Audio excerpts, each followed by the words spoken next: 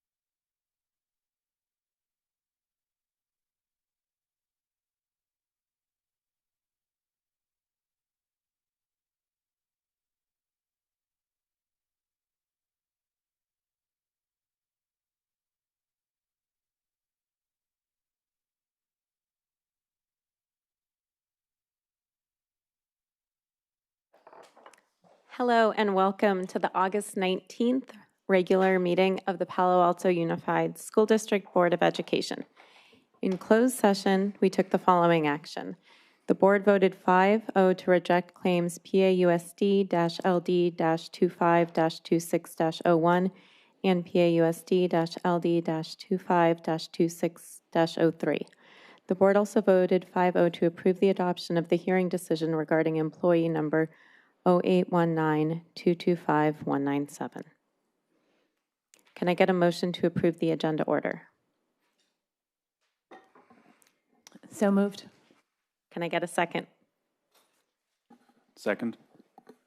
Any discussion?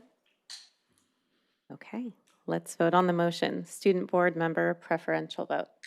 Aye. Aye. Great. Colleagues, all those in favor? Aye. Aye. Any opposed? Then agenda order is approved. And now we will go to the Superintendent of Schools report. Take it away, Dr. Austin.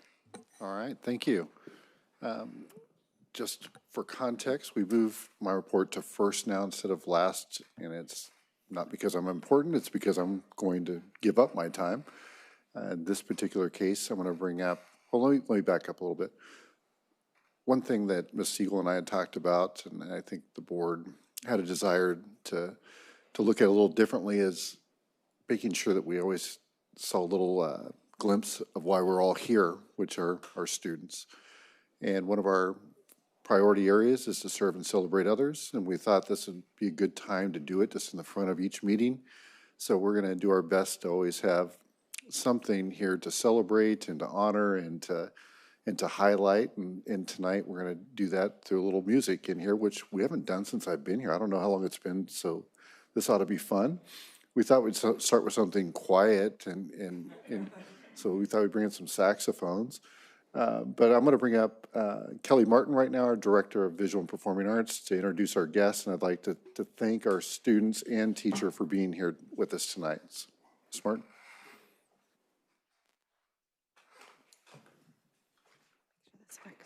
Good evening, and thank you, Dr. Austin and members of the board.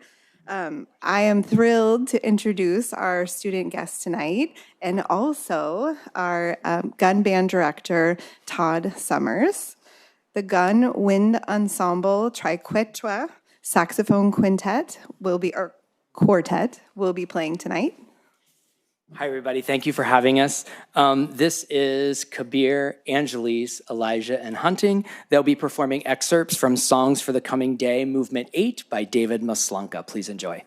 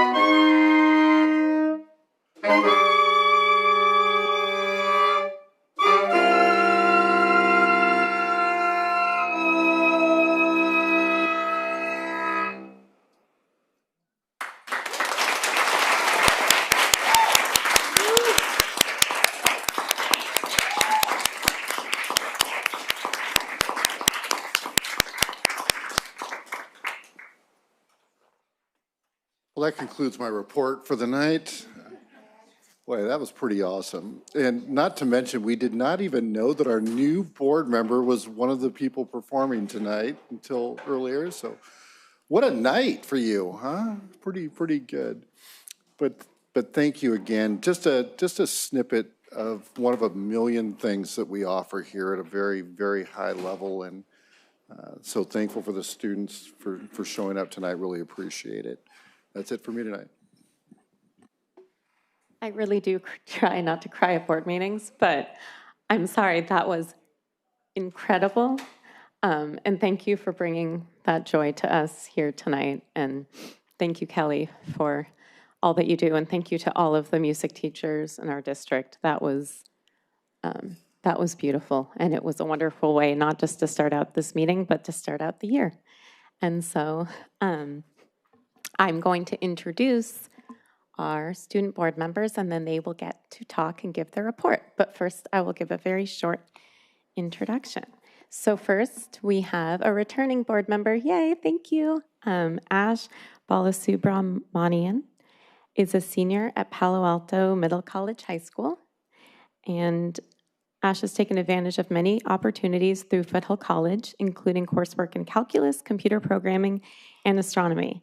Additionally, Ash is a leader at Middle College, supporting her classmates through her representation on the school board, as well as providing a helpful smile and advice for college success to her classmates. Ash is a key member of the PAMC community and represents many of our school values, such as empathy, curiosity, and initiative. And now I'm going to introduce Dylan Chen, a senior at Pali High School who spent the last 2 years in ASB, serving last year as senator and currently as the Pali board representative, where he is committed to strengthening communication between the school board and student interests. He has a passion for history, especially through his involvement in the Capstone Pathway. Outside of the classroom, Dylan enjoys reading, skiing, and running.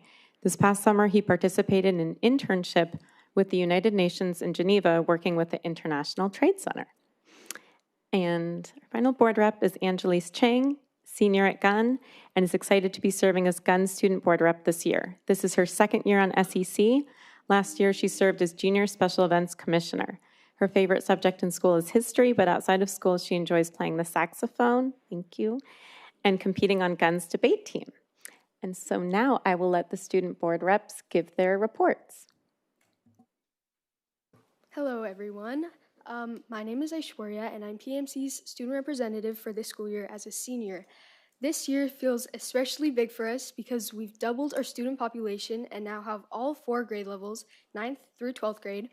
We also have our very first senior class, which means PMC will have its first graduating class this spring. So far, we started the year with a 2-day student orientation on August 14th and 15th. Orientation had a mix of fun and useful activities. There were community building activities and sessions that were led both by staff and students on things such as time management advice, college planning, campus safety, and how to balance high school and Foothill classes. It was also just a great way for new students to meet each other and feel a sense of belonging in the PMC community. For the first 5 weeks of school before Foothill College classes begin on September 22nd, are focused on building our community, preparing for college courses, which includes getting accustomed with Foothill's beautiful and big campus, and engaging in project-based learning. As a part of this, we will be going on field trips, including visiting UC Santa Cruz, SFSU, and Los Altos local historic sites as well. I'm looking forward to representing PAMC as a senior, and it's exciting to see how much our school has grown in just 1 year. That's all I have for today. Thank you. My name's Dylan Chen, and I'll be representing the Pali student body for the upcoming year on this board. And I'm happy to report that Pali is off to a great start this new school year. Last Wednesday, when the day before the school started, the Pali Link crew hosted the new student orientation for the upcoming freshman class of 29. And we let them get familiar with Pali through the upperclassmen giving them tours of the campus and giving them advice on new student life at Pali. This was followed by a social hour where students ate pizza and played games on the quad while socializing so they can make new friends already before school even started. The first few days were marked by remarkable shows of school spirit, I would think. One of them was a back-to-school rally. At the back-to-school rally, dance, cheer, and band all performed while the students cheered on their classmates who participated in exciting games. In a stunning event, the freshman class actually won the back-to-school rally, which was quite rare in previous years. On the last Friday, PAEA also provided students with barbecue lunch alongside new fruit options like watermelon, which many students enjoyed as a variety to their palate. PAEA ASB is currently planning social events right before the upcoming Spirit Week. The junior class is currently planning an ice cream social, with a senior class thinking about a Gun Pally movie night that's currently in the works. We have a Palmetto fundraiser next Friday, followed by a Chipotle fundraiser in September. There are also new changes to Pally student life. Phones are now required to be put in designated pockets before class starts. As expected, there are some dissatisfaction as many students are still getting used to this rule. But from my personal observation in my classes, the implementation of the rule have been smooth and well done.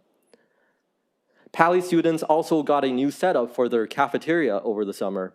The overall feedback have been very positive as there's new seating spaces alongside more comfortable chairs and couches, and it overall frees up more space in the new student cafeteria.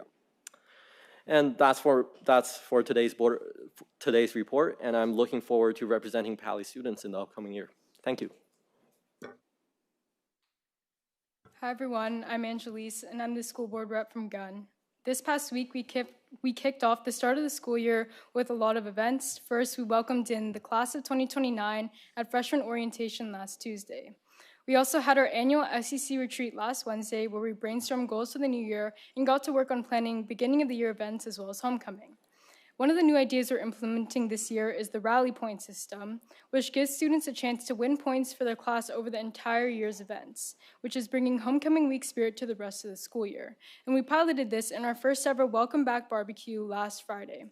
We had a collaboration with food services, and we played homecoming-style games between the classes for rally points, and we also had lawn games and more. Coming up, we have the Welcome Back dance this Friday. The theme is Neon Nights, and it will be held on this senior quad. We also have the Fall Sports Rally and Back to School Night next Thursday.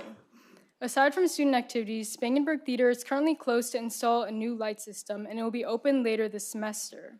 There's also a new digital hall pass system where students' attendance for each period is tracked by typing their ID number into a Chromebook, which is connected to Infinite Campus in each classroom. And to leave in the middle of class, they also have to sign out with their ID number. Finally, freshman elections are next week, and we'll be electing 3 new members to SEC to represent their class. Overall, Gunn is also off to a great start with a lot of new and exciting ideas and events, and I'm really excited to be representing Gunn this year. Thank you so much. I welcome all of you, and I welcome you back, and we look forward to a great year, and thank you for serving. It is very admirable, so thank you. And now we will move on to PAEA, Palo Alto Educators Association President's Report. Tom Culbertson, welcome. Good evening. Thank you very much. My name is Tom Culbertson. I'm the president of the Palo Alto Educators Association. I've got a lot of thanks to give out, actually. So much happened before the first day of school to get us to the point where educators could meet with their students and begin another school year. I just want to thank our CSEA colleagues for all the work that they did to get us to that first day, and thank them also for their partnership with all the educators throughout this school year. I want to thank the construction workers who spread out across the school district, bringing air conditioning to many elementary schools at last. There's just a few more sites left. And I want to thank the families of PAUSD for funding that vital upgrade to our aging infrastructure. I want to thank the school board members and our 3 new school board members as well for your tireless efforts on behalf of our schools. In these unprecedented times, it's more important than ever that we work together and strengthen our institutions by working together. The educators I represent are excited to begin another year. We're part of a complex organization built to serve students, and we don't do this work alone. It requires a whole bunch of groups to come together and work through our differences and accomplish our educational mission. So we're ready to go. Thank you very much. Thank you so much. I do not see CSEA President Meb Steiner, is that correct? Okay, then we will go on to Palo Alto Management Association, Pamma, President's Report. Welcome, Brent Klein.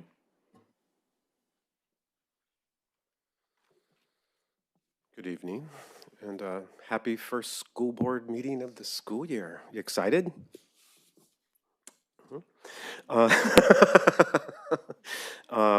My name is Brent Klein, the president of Pamma. We're going to change things up a little bit. You're going to hear from several members of Pamma and sharing the great and awesome work that we do at our schools, and particularly what our students do and our staff do. So you'll see different people here this year.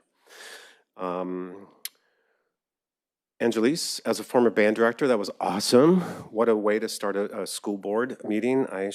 If I would have known, I would have brought my trombone. I could have hooked up with you or something and played a little bit, but nice job. As Dylan mentioned, Palo Alto High School, we've had a great start. It's been a very exciting beginning of the school year, and everything's gone pretty smoothly from my perspective. In the first few days of school, I visited nearly every classroom, put about 13 miles on my feet in the first 2 days.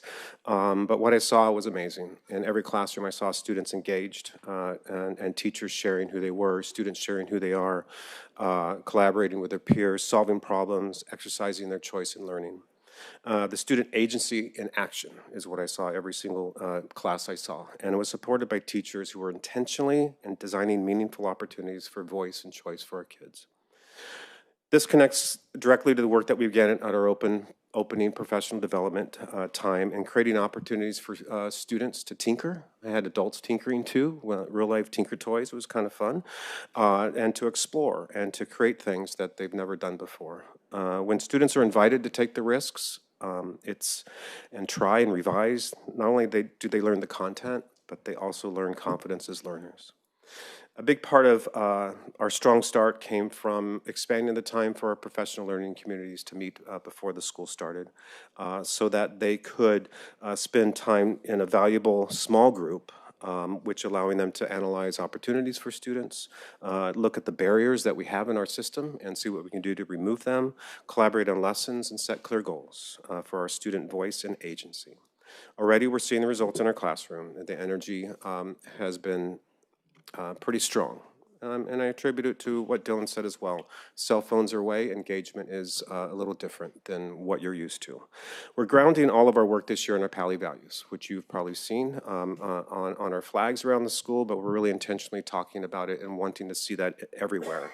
Our value of learn, which is pursuing curiosity and growth every day. Our value of connect, building relationships that create belonging, not only with adult to adult, but particularly with our students. And then finally, respect, honoring the perspectives and the contributions of others, especially what our students bring and what they might not bring to our work. These values were in full display at our Welcome Back barbecue, where hundreds of students shared food and music together, and at our first PEP assembly, where most of our schools showed up cheering, laughing, celebrating, and what it means to be part of the PALI community. I was also impressed that the freshmen won. They were in force. You should have seen it. It was awesome. So these events, they were planned opportunities, but also they gave students the opportunity to lead, collaborate, and to also celebrate each other. All of this is exactly what the PAEA promise calls us to do and serve and celebrate. At PALI, service begins with connection, welcoming a new classmate, supporting a peer, or stepping into leadership to strengthen our community. And celebration happens every single day, and we need to intentionally make sure that we're doing that in our classrooms, on the quad, and in recognition of all student voices. So we're off to a great start. As a principal, you know, if the first few days are great, hopefully it just continues, and I'm seeing nothing different. It's been an exciting opening to our school year, and I want to thank not only the leadership of our school district, but also you as school board members to ensure that our students and our staff have every opportunity to excel, and thank you so much. Thank you. And now we're going to the next part in our agenda, which, number 3, board member committee and school liaison reports. And so if you go to the board packet, you can see upcoming meetings. Since the time that it was posted, we received confirmation of upcoming CDAC, Special Education District Advisory Committee meeting dates. Those are now reflected here. The first meeting is September 9th, and future meetings have been added. So I just wanted to add that because that has been added since Friday. So this is also an opportunity for board members to share out about the work that they have done. So if we have any questions about committees, or this is a time to share out about the work you have done, the committee work or school visits. Would anybody like to share out? Okay, Trustee Salzman. Sure. I'll give a couple brief updates for a couple of the committees I'm on. I'll defer probably to one of my colleagues for one of the committees. I'm serving this year on the Sustainability Committee, Property Committee, and the Special Education District Advisory Committee. Very excited to be on all 3 of those. I will just note that the next meeting for the Property Committee is September 8th. And if you looked at our agenda for this evening, you may have noticed that we have a report coming up during this meeting that Mr. Eric Holm is going to be delivering. So I'm not going to steal his thunder, but I do just want to recognize Sharon Yu and Mr. Holm and the whole team that helps, keep our school district functioning, all of our school sites functioning, improving the facilities that our teachers and students have available to them to support the learning process. And it's just amazing to see, if you have a chance to just do a quick drive-by over at the new Hoover site that's being built on Arastradero, or is it Charleston at that point? Anyway, Charleston, thank you. It's incredible. And, our facilities are so complicated. There's so many moving parts. There's so much that has to be maintained when we build new facilities. There's so much thought that goes into it all. And we're just really lucky to have the team that we have, as well as our partners, our construction partners. So I'm really grateful to all of those folks. The Special Education District Advisory Committee, our next meeting is September 9th. I'm really looking forward to our work in that committee, working with Ms. Terry Lee and the other folks on the committee.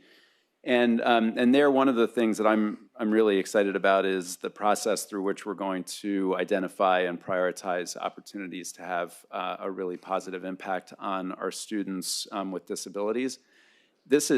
It's really just such a complicated aspect of our school district. It has so many different facets to it, and that's why I think that the work that we do in that committee and in partnership with people throughout the district to figure out how to focus our efforts is going to be really critical to being able to make progress. Because if we spread ourselves too thin, I think we're going to be limiting our ability to make real change in key areas. So very excited about that as well. And Shauna, do you want to give a brief update on sustainability? Yeah, I'm on the Sustainability Committee, the new Sustainability Committee with Mr. Salzman. We had a couple of meetings at the end of last academic year, really ramping up to a more steady stream of meetings as we work towards our sustainability master plan this year. So those will be posted online. I don't think we have a date yet, but it will be coming up shortly. We're scheduling the first meeting of the academic year, and it'll be great. New committee, master plan. We'll have something to the board hopefully by within less than a year. I'm also on this. I think is my 6th or 7th year on the board policy review committee. I think every year except for 1 year I've been on BPRC, which it's a great committee. It's a workhorse committee. It's a committee that adopts all of our policies for the district. And so a vital committee, and I'm happy to be on it with Ms. Kamai now for the second year. And then I'm on fiscal advisory with Ms. Kamai. I'll let her talk about that. Sure, thank you. So we had a fiscal advisory committee meeting last Wednesday, and we'll be hearing more today on the great work that the district team has been doing on that. The short of it is that we're very lucky to be in great shape, and I'll leave the rest to Sharon to provide details. The next Board Policy Review Committee meeting is next Friday, so that's August 29th.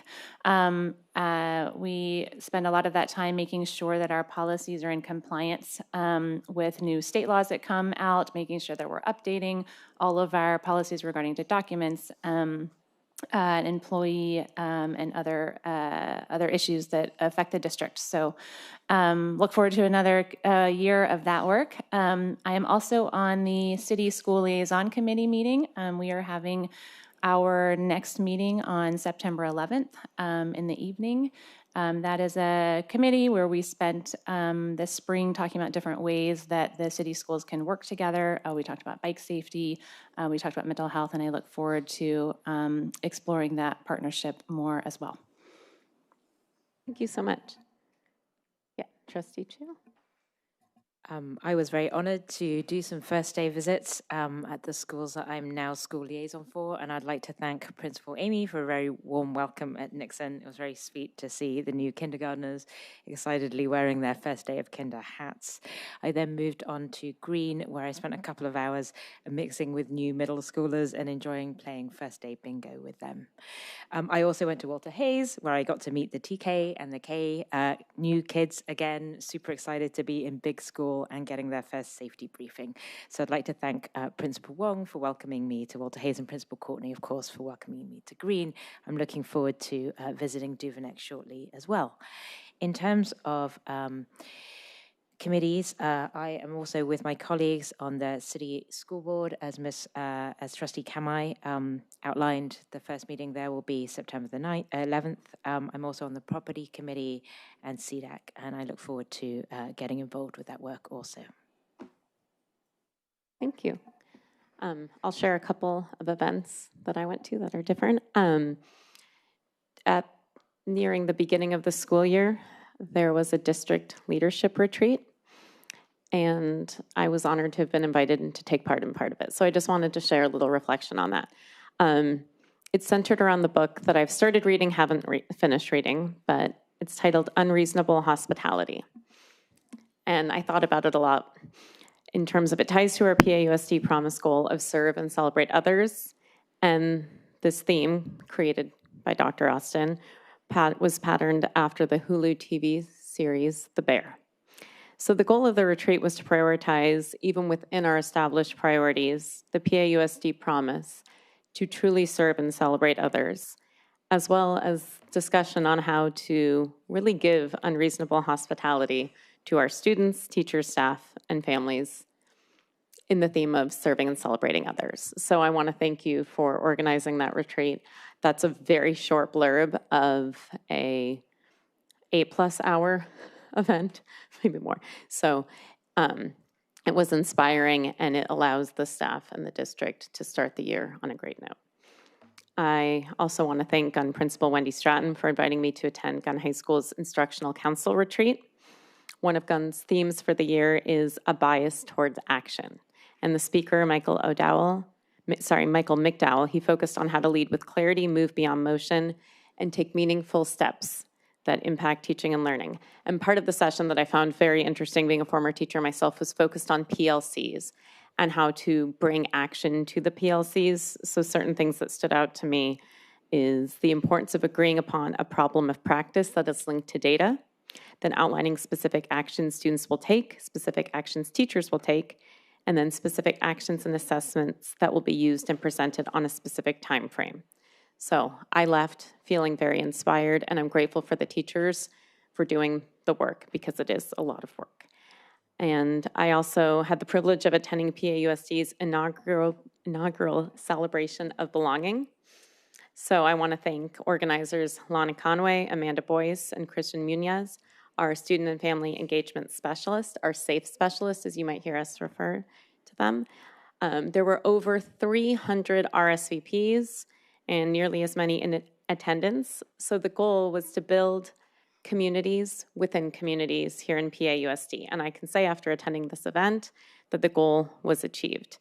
In addition, there were community partners that hosted booths, so I had to write them down. So we had the SAFE specialists, MHW department, PAMC was there, City of Palo Alto King Artists, City of Palo Alto Sports, Dreamcatchers, Latinos in PAUSD, SPED, CAC, YCS, PTAC, CHC, Alcove, and Girl Scouts. So there were booths all around Addison for parents and families to get additional resources.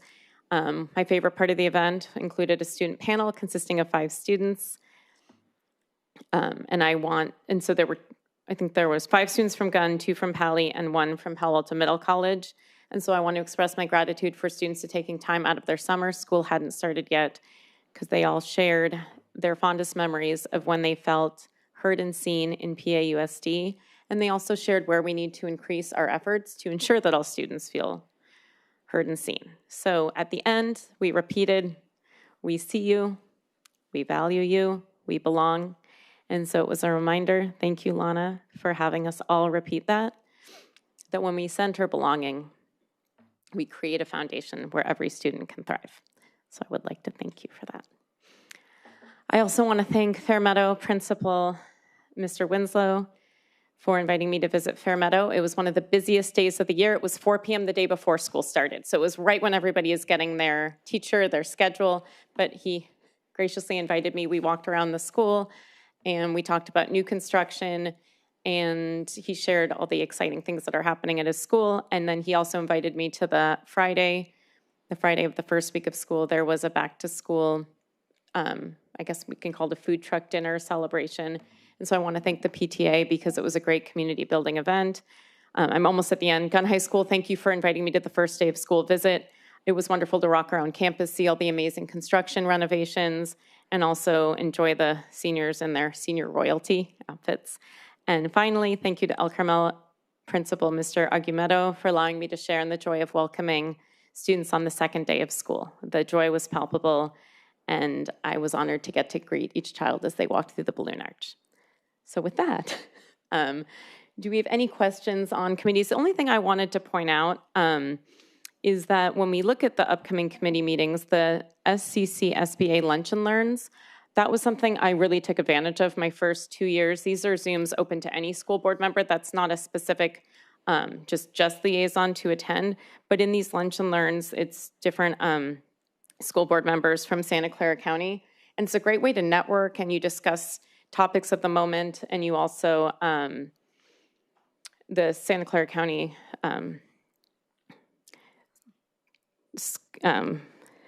superintendent also starts out the meeting. And so you learn about key topics, but then you also network and can kind of brainstorm with others. So I'm just encouraging, that's open to all. That is all, unless anybody has any other questions. Okay, then back to the agenda. So now we will move on to staff reports. So first we will have... I'll start this. Thank you. Okay. It's so funny, we look at these reports so many times before they get here, and sometimes the day of we look at it and say, gosh dang it, it would have been better if we would have said something a little differently. So I'm going to change the title of this report right now, not officially, just unofficially. We're not talking about diplomas. We have one diploma. The diploma doesn't change. The requirements haven't changed for diploma. That is what it is. What we're really talking about tonight is a recognition program. It's all we're talking about tonight.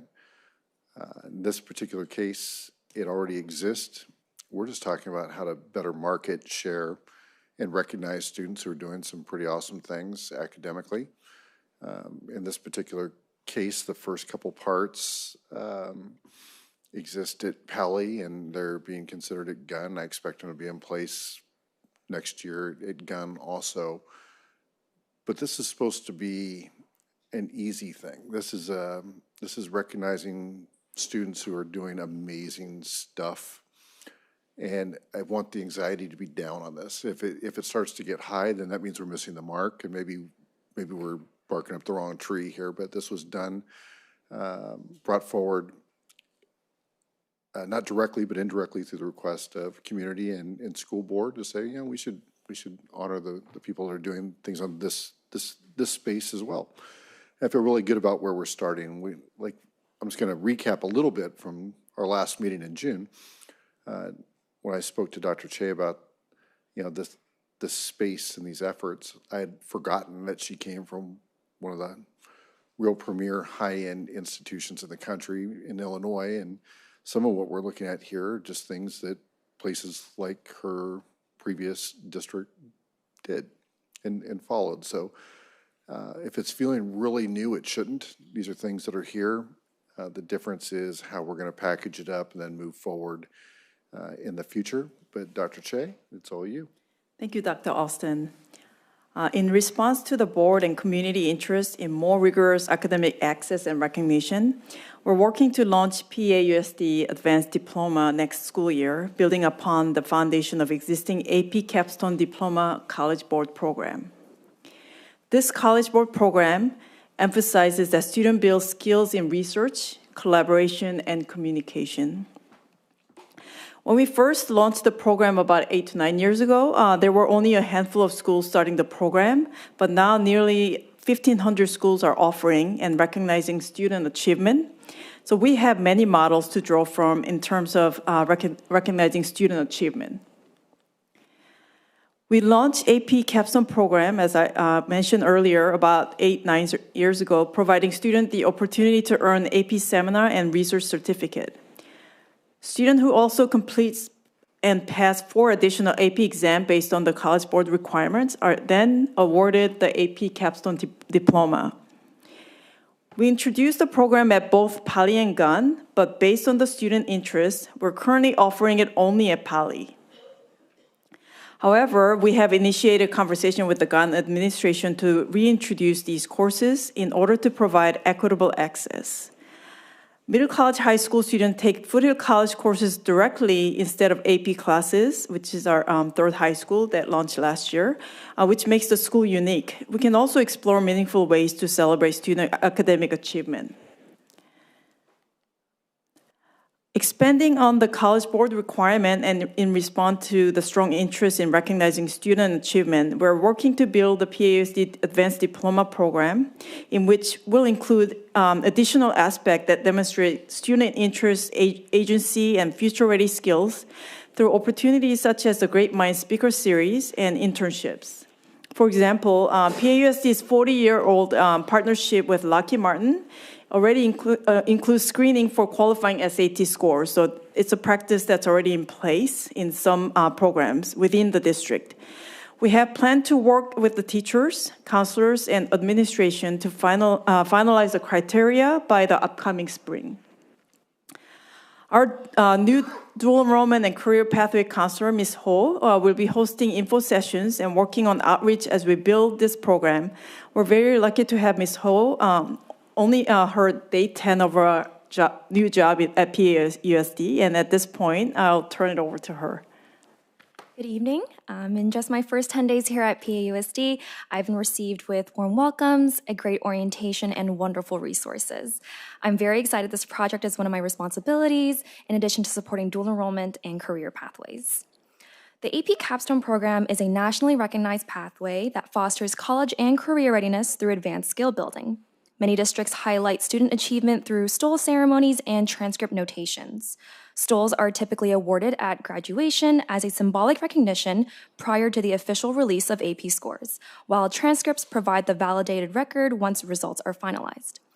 I have already begun connecting with other districts to explore best practices for recognition and equitable celebration of student success. Here's a draft of our timeline. In September, we will hold input meetings with instructors and counselors with special outreach at Gunn High School to reintroduce the program. Throughout the year, we will host information sessions and engage in outreach at both high schools with criteria finalized in the spring. I'm very excited to partner with staff, students, and families in developing multiple avenues for students to showcase excellence and reflect PAUSD's promise goals of access, equity, and celebration of student achievement. Thank you.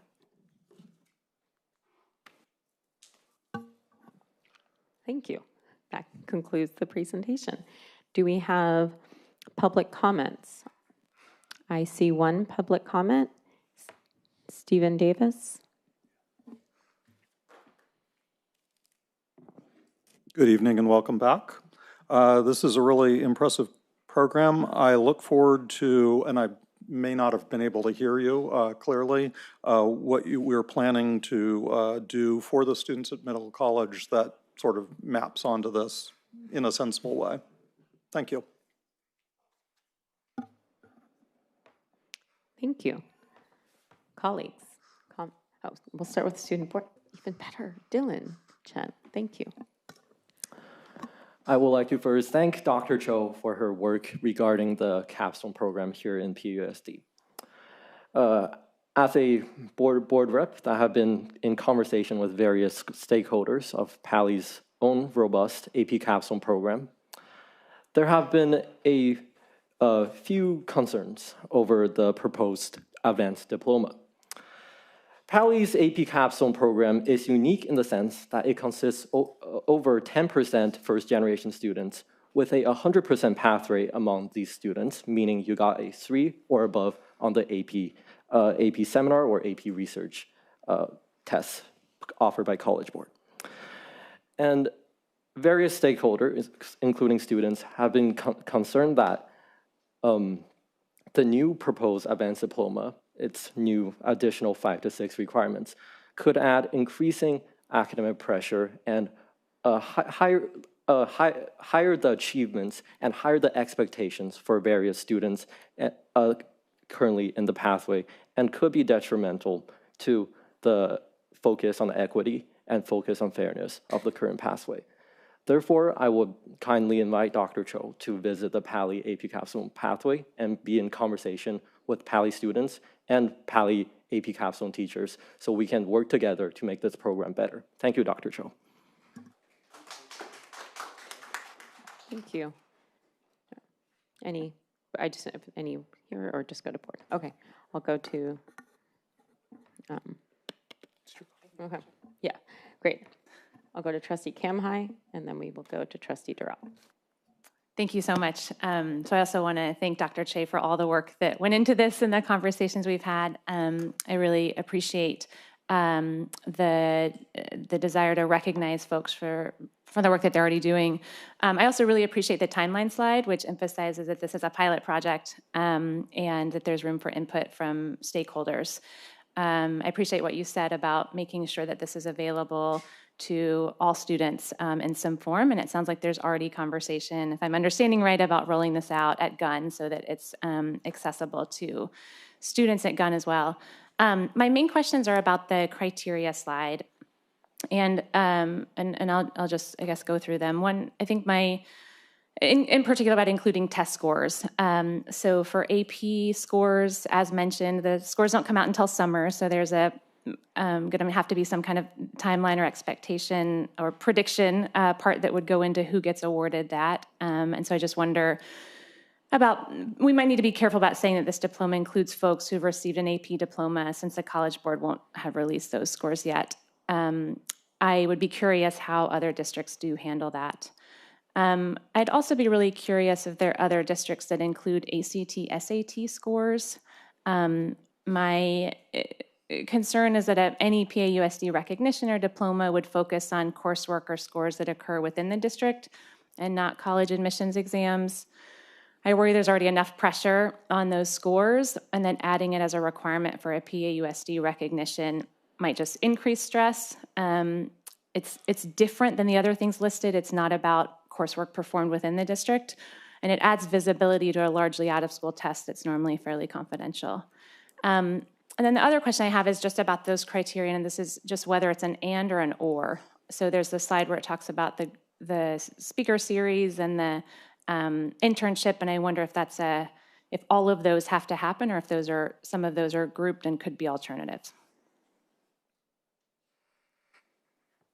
Thank you for your feedback. We are definitely using this criteria as a conversation point to get additional input from our expert teachers and counselors, as well as administration, before we finalize it in spring. Some of the practices are leveraging existing models I know Dr. Austin alluded to the institution I used to work at. We actually screen ACT and SAT is a application criteria for high school. So that's a very different environment. And we also have 40-year-old Lockheed Martin internship where the company is asking us, we would like to screen through SAT. So it is a practice that's in place. That doesn't mean we have to do it that way, but so we can definitely explore avenues that meets the culture of Palo Alto Unified. Thank you. All right, Trustee Drop. Sure, thank you. I want to piggyback off of our student board rep's comment. More than just an opportunity for students to excel, which is great. There was discussion about also providing support so that our more underrepresented students can also have the same opportunities. And I know in the presentation there was this potential outreach next year to underrepresented groups. I've heard from teachers in the district about the peer mentorship program, which is a means for that. Can you speak briefly about a couple of the things that there are to provide those kinds of supports? So I would allude to the student who's gone through the program to better tell about his experiences. But I know our teachers been amazing at recruiting students from diverse background and supporting them. Yes, I can briefly explain the peer mentorship pathway in the AP Capstone program here at PALI. So the peer mentorship pathway is a unique component of the AP Capstone pathway here at PALI that's been in the works and gradually developing and expanding over the years. How it works is currently the AP Capstone pathway is composed of 2 classes. Usually sophomores take the class AP Seminar and seniors take the more advanced class AP Research. Almost all AP Research students here at PALI come from the previous graduating class of AP Seminar. Hence, they have available resources, experience, and advice for the upcoming students in AP Seminar. Therefore, the AP Capstone pathway, at least for the stakeholders I've been in conversation with, have created this mentorship program where existing students from AP Research fill out a short essay about themselves, their interests, what they think about their experience through seminar, and the new rising students through the capstone pathway, those in AP Seminar, get to look at these self-essays and pick a student that they think that can help them grow as a student, also grow their skills through the AP Seminar class through the year. Once those students are paired up, they participate in almost weekly, sometimes bi-weekly meetings during class time together with the AP Research class and the AP Seminar class, where they engage in conversations and offer mutual advice and work on their AP Capstone work together. In my experience of talking to students of the program, the mentorship program have been a great success and a great support system, especially for students who are struggling in the AP Seminar program. Personally, and many students also would agree with me on the pathway, that the mentorship program is one of the key components that contribute to the success of first-generation students and all sorts of students on the pathway. And hence, it would be a great model that can be implemented in Gunn High School potentially, or even middle college. Thank you. Thank you for that insight. Thank you. Yes. Trustee Salzman. I just want to piggyback a little bit on the comments about the mentorship model. I had the pleasure of attending the end-of-year celebration this past spring for the capstone program at PALI, and it was really, really inspiring stuff. I mean, listening to the students talk about how much the mentorship meant to them in both directions was amazing, and I, fully trust that as part of this process, Dr. Che and your, colleagues, that you'll seek out advice from the program at PALI and think about how to expand that and what we can learn from that to apply it to Gunn. I strongly endorse that idea. I think that what is happening there is amazing, and we should look to do more of it. And I do think it's reasonable for us to think about unintended consequences and be mindful of that. I don't have any reason to believe that you won't be taking those things into consideration as you go through the process. So I just want to thank you for the presentation. I I think that anything we can do as a district to recognize student success, encourage students to, do independent projects that help them build their self-esteem, help them build self-confidence, help them, push sort of their boundaries and their comfort zones, develop, stronger social bonds between students, especially of different grades. I think those are all amazing things, and if this is something that that we can put into place that will help us sort of further those goals, then I'm all for it. So thank you. Thank you. Trustee Chu? I only have a brief comment. I just wanted to say, any form of innovation is always very exciting, and so I really appreciate the staff's thoughtfulness that went into both the presentation and in terms of thinking about the program. I only had one question, and I think my question has somewhat been superseded by the statements already made. But my question really was, as we think about the program, growing it from PALI to Gunn and potentially to middle college, because middle college students don't have the same path with APs because they're already taking community college classes, does that mean that the criteria for this program, if potentially we did introduce it to middle college, would it have different criteria in a place where the students are not taking as many AP, or they have an alternative pathway to APs? And I think my question really was, I suppose it's a balance between making the criteria match so that it's meaningful, so that students who graduate with an advanced diploma, it means the same thing, but also adapting it to the different opportunities available at PALI, Gunn, and middle college. I understand that that's still evolving, so my question really was how that balance might work out. Yeah, we'll have to definitely consult with the teachers and staff from middle college, but it makes no sense to have the same criteria, because if it was the same criteria, we would not have opened this alternative high school to begin with. We want it to be unique and different from traditional model. So we'll have to find other, like you were alluding to, the meaningful way to celebrate student achievement. Thank you. Thank you. I'm going through my questions right now because a lot have been asked and answered, but so I might repeat. I would call it my thesis statement, being a former English teacher, is will this expansion include the peer mentorship component, of which we have discussed. Ms. Philippou developed this outstanding peer mentorship model with Mary Sano and Aparna Sankramanan. And juniors, I believe, take AP seminar, and then the AP research students mentor the AP seminar students. And then those seminar students later become mentors when they take AP research their next year. And when done right, the most magical learning happens when you're teaching, right? So it is an incredible model. So my question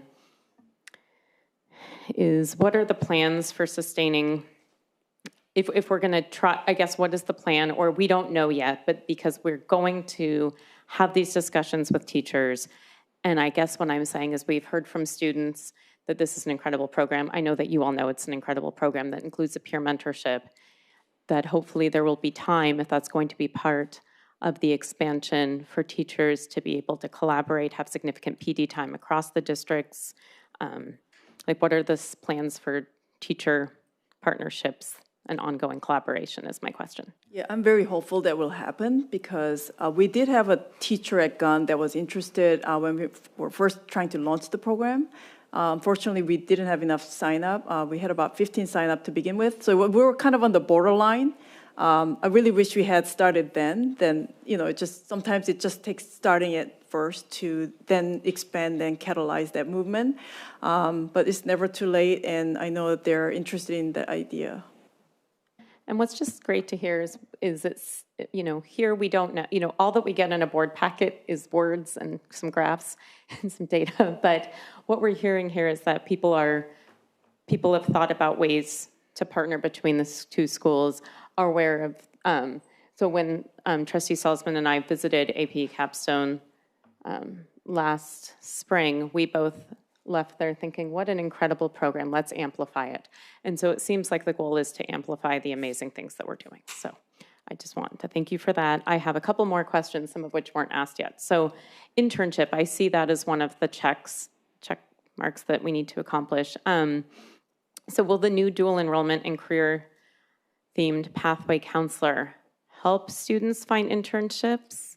So we have NEF partnership, NEF Academy, and so I know our work experience coordinator has been in conversation with some of the teachers to kind of entertain the idea, because once you're in that pathway, sometimes the organization help them find the student find the internship too. So we have a mechanism. We have a very strong work-based learning program under Ms. Casey that we need to work in partnership with.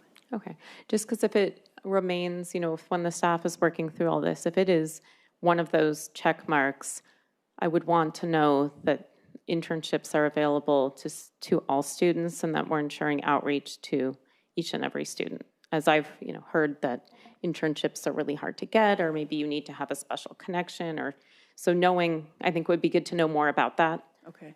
That would be helpful for me. One of my questions was asked by Ms. Kamhai, is the staff considering any flexibility with the requirements for the new advanced diploma in terms of do you need to achieve all 8?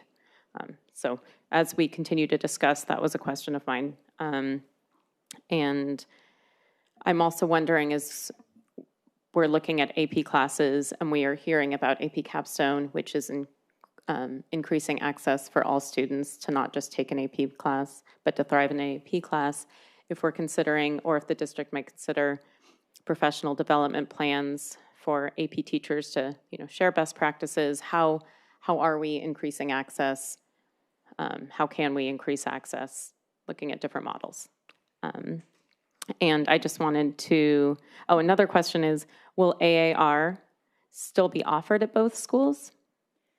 Yes, it will continue to be offered. It's a different model. AR is dual enrollment, okay. So that's a strong collaboration with Foothill College. Okay, thank you.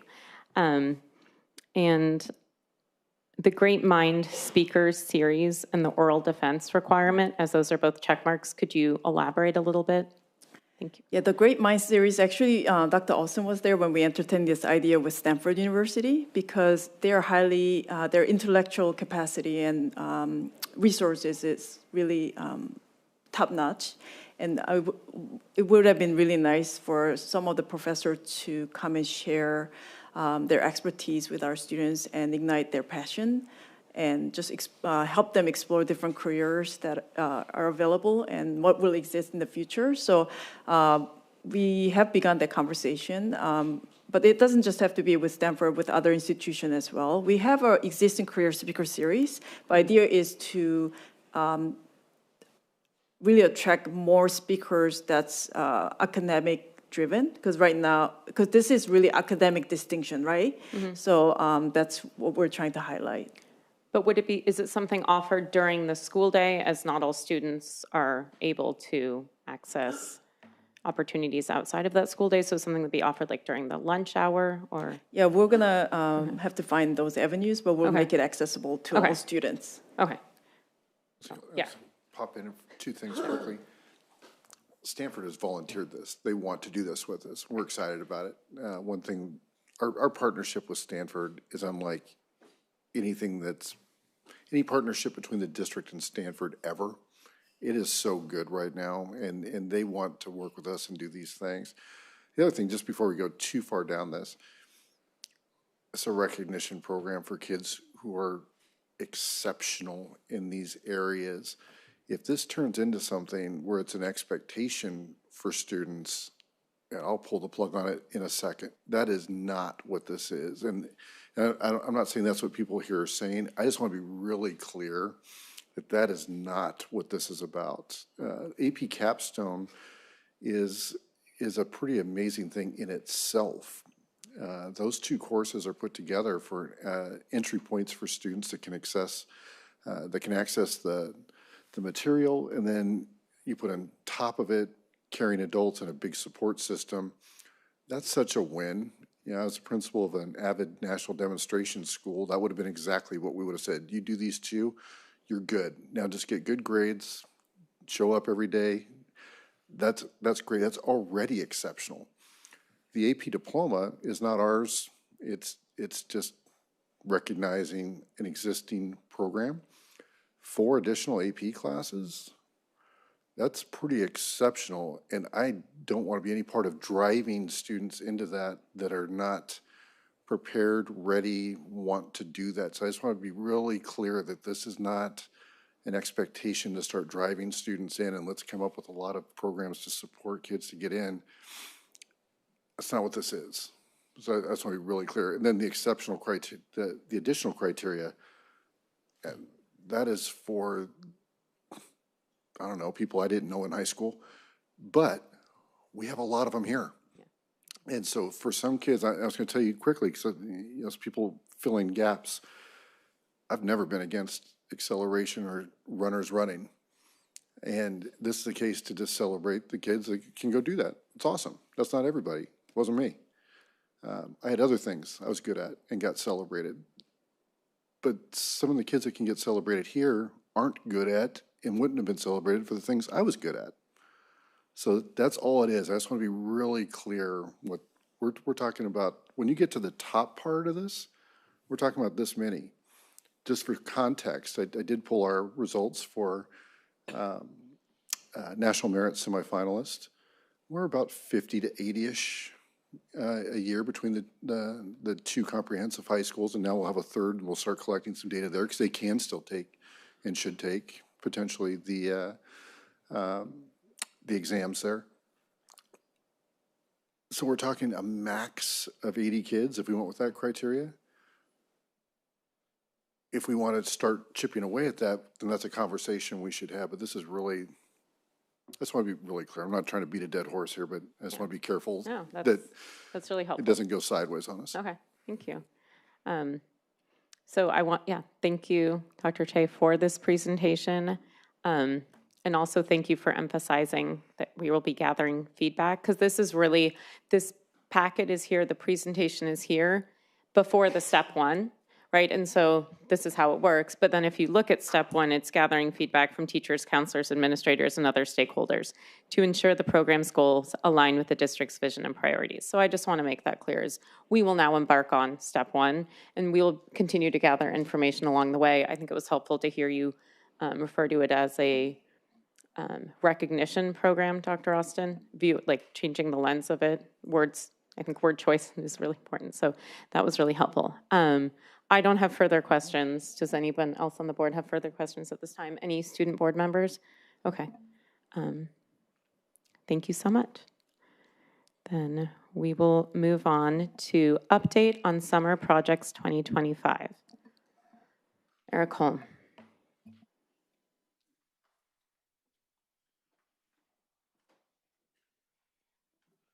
Good evening, and thank you for having me here. Go ahead and start the slideshow. So we're just going to let this play as I talk. We were really busy this summer. It's actually our busiest summer we've had thus far. We did over 50 projects, and we were on every site but 2, which I will pause that for a second to just say we owe a huge debt of gratitude to our custodial team for dealing with the mess and for the photo finish, because then they had to get in and clean the rooms. So our custodial team was a really great partner in allowing us to get all this work done. And here we're talking about our construction projects, but also our maintenance team did a number of projects this summer as well. Also we did some major campus paintings, but also they were doing small classroom paintings and carpet replacements, and built a garden at Hayes where the kids on the first day of school were just absolutely loving it. New planter beds and boxes at Gunn. So our maintenance team, who was not celebrated in these pictures, did a tremendous amount of work in addition to this. So to take you back last year, your first meeting, we asked you to approve a whole list of projects that we were going to do last summer.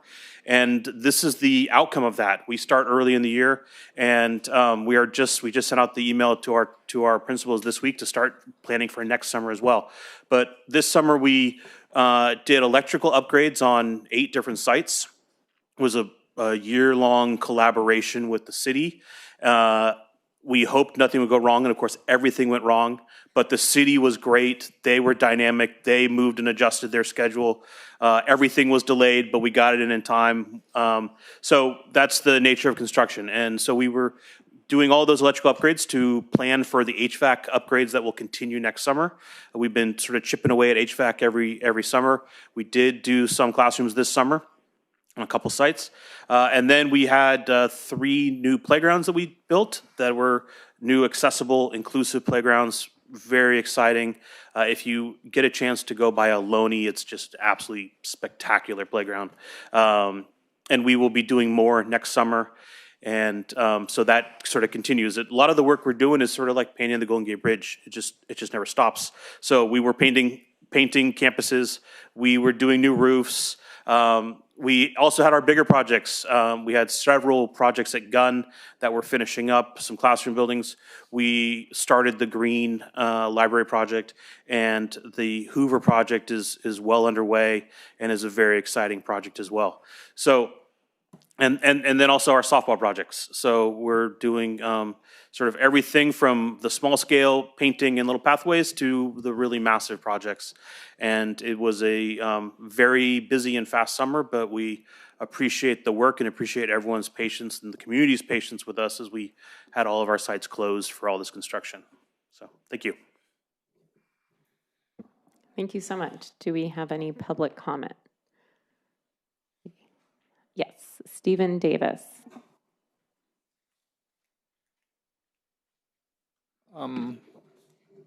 It's always impressive work. Actually, real quick question. Could you provide, like, in summary where we're at on the HVAC and electrical? Because I suspect most people are, as we weirdly get into our hot September time of the year, concerned about where air conditioning is and isn't. Thank you. Thank you. Any board member comments, students, or colleagues? Yes. Trustee Salzman. So I just want to say thanks again, Eric, for that great presentation, and I hope that everybody enjoyed the photos. Just one thing I wanted to touch on, you mentioned it briefly, but sometimes people show up to a school, show up to a playground over the summer or during off hours, and things are closed, they're not accessible. And I know that can be frustrating for folks, but the comment that Eric made about this being like painting the Golden Gate Bridge, I think is really apt. We have so much going on at our school sites. There is really never a convenient time to shut things down. And so I just want to say I really appreciate everybody for being patient and understanding that sometimes things aren't available when we want them to be, but that's in service of, a school district that is functioning as well as ours is functioning and looks as good as ours looks. So thanks to Eric and thanks to everybody. Thank you. Yes, I will just add on to the thanks. 40 projects over summer alone. So again, thank you, Eric Holm. Thank you to our custodial team, our maintenance team, and everyone who helped, because we are very grateful at each and every one of the sites. So thank you. If there's no further comments, then we will move on to approval of consent calendar. So it looks like we have public comments. Stephen Davis, Ken Horowitz, Ping Lee, Lior Melamadov, and Jane H. Sorry, they're on a couple items. Item C, which is the certificated staff.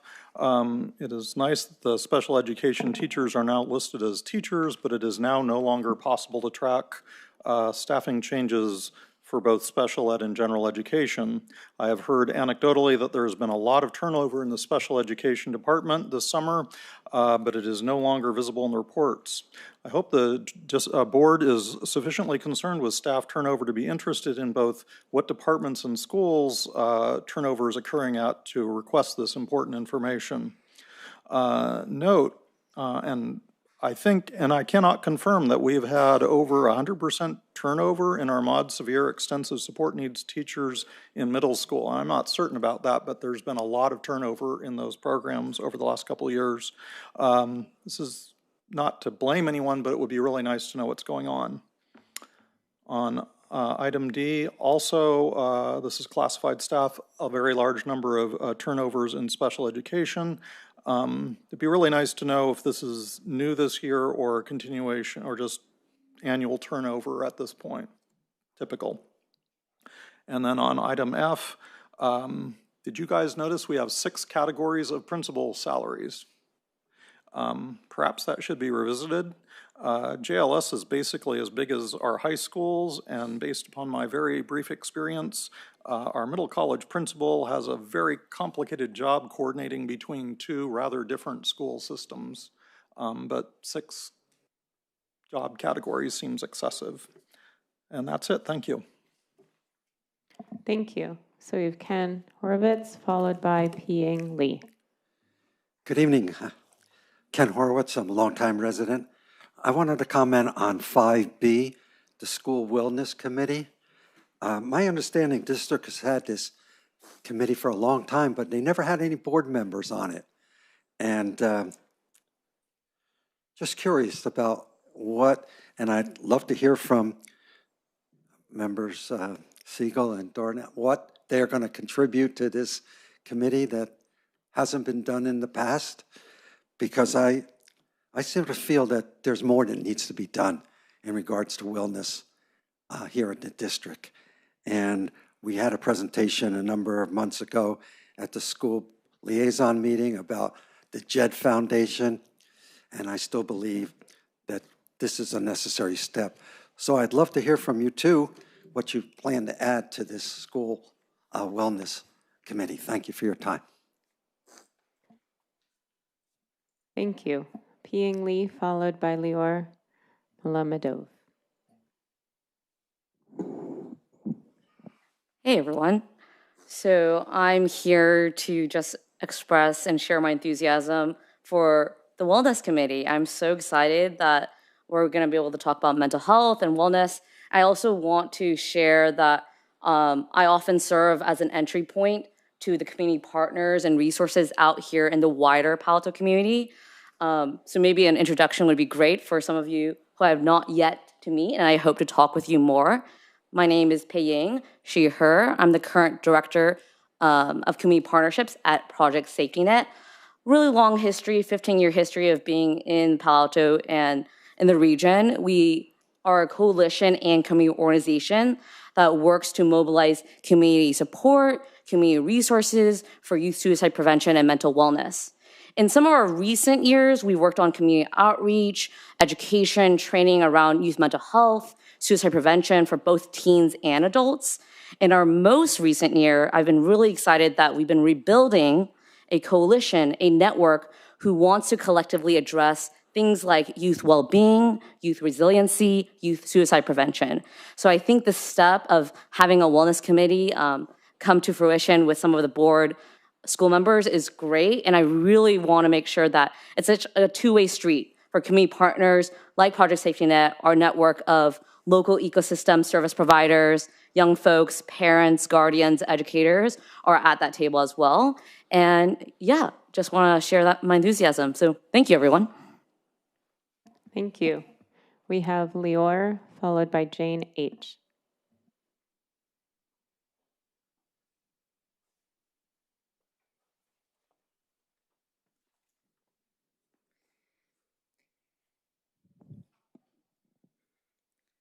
I read the Memorandum of Understanding between Foothill College and PAUSD with mixed feelings.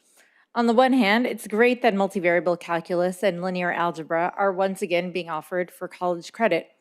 On the other hand, it was concerning to see that out of the dozens of dual enrollment offerings, these were the only ones relegated to after-school hours.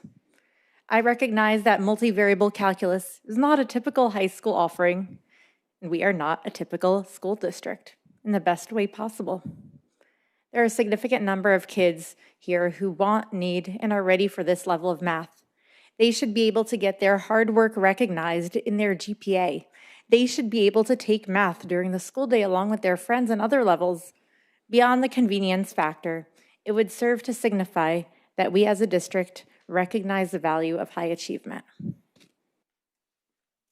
Thank you. Jane H. is our final commenter for approval of consent calendar. I'm speaking regarding item 5B. When I saw that SNS were being suggested as the board representatives for the Wellness Committee, I was dismayed. They have both individually told my student that they were powerless to make changes within the district regarding how students are treated and educated.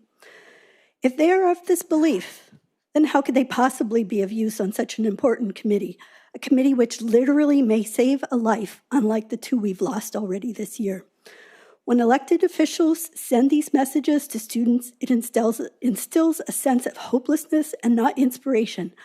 I'm glad that Ms. Siegel can weep for students indulging their passions via things like music, art, and theater that are so important to the student experience. But I wish that she wept equally for the students she allows to be excluded from these meaningful opportunities while espousing the virtues of the hollow promise of equity and inclusion. Thank you. Thank you. And can I get a motion to approve the consent calendar? Yeah, so moved. Can I get a second? Second. Before we vote, Yes, can I yes. comment on Yes. 5B instead of Yeah. pulling it? Yeah. I'm really looking forward to this mental health, this wellness committee. Something we've talked about for a long time. I think in my entire time on the board, it's been the priority of mine. I know others feel the same way, both because of the history of our district and because we sit in a position that in the heart of Silicon Valley leads to all kinds of stresses for our students. We've done a lot to try and support mental health and wellness for our students. And yet there are gaps, as we know. We've lost students over the years and the decades. And one of the reasons for this committee, as I see it, is because oftentimes we reach so far as a district to try and do all that we can. And the expectations and the hopes and the desires of folks in the community and our governing partners and other bodies also put those desires on us. And it can lead to us being actually more ineffective than we could have been. And so, for example, I've had a lot of people email me this summer about things like grade separation, very, very related to our students we've lost who've died by suicide with the trains. It's always a very frustrating, and as a commenter pointed out, it's a powerless situation for board members because grade separation is completely outside the ambit of our authority and our scope. We have amazing partners in the city. Infrastructure is solely and entirely within their scope. And yet, oftentimes, these discussions that we have with them wrap up everything together. I think having a committee like this will allow us to focus more deeply inwardly into the great things that we have done for our students, but also the gaps that we have and where we can better improve those, hear more from our students, hear more from how those programs are affecting our students.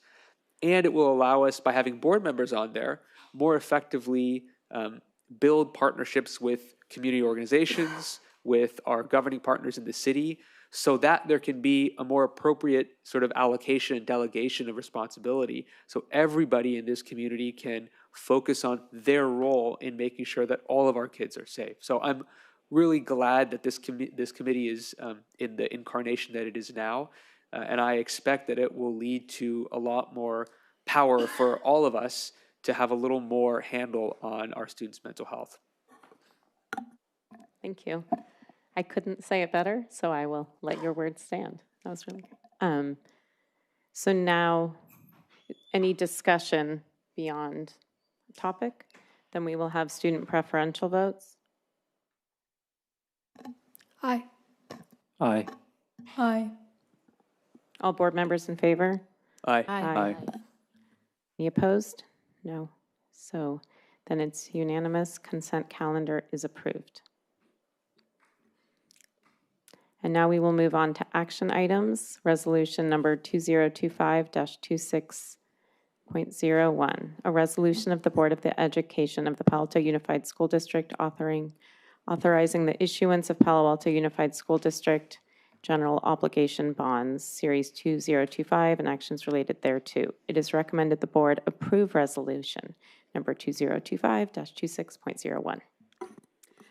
So tonight we are bringing forward a resolution for the issuance of the district third and final series of Measure Z GEO bond, which is voters approved in 2018. With 2 series already issued, this final authorization would allow us to continue financing the projects that we promised to our community. The issuance has no fiscal impact on the general fund, as the repayment will be made through the voters' approved property tax levy. Thank you. Do we have any comments? No, we do not have any public comments. Then going back up, can I get a motion on the table? I move that the board approve resolution number 2025-2601. I second. Okay, now that the motion is on the table, any discussion, board members? Or students? Board members? Okay. Then we will have student preferential votes. Aye. Aye. Aye. All board members in favor? Aye. Aye. Okay. That is unanimous. And now we move on to open forum. Okay, so before we begin open forum, I want to remind everyone that first and most importantly, PAUSD values inclusion and tolerance, and we strive to create a safe space for all to express their views. Please withhold commentary, both during and after everyone is speaking. I'm trying to count how many speakers we have. So 11. Okay. As we have over 15 commenters per bylaws of the board 9323, each speaker will be limited to 1 minute. As per our practice and policy, we prioritize students. So I start with students and then go between Zoom and in person. The First Amendment protects the public's right to speak, and we honor that right.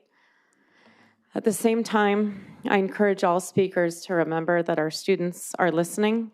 Let us model the respectful, thoughtful discourse we hope to see and do see in our students. Thank you. Okay, so now we will start open forum. We have Mar Lucas, followed by Clark Barrett. Hi, my name is Mary Lucas. My son was a wrestler at Gun. He died by suicide 8 years ago, which is 8 seconds for me. You may have met me here last spring.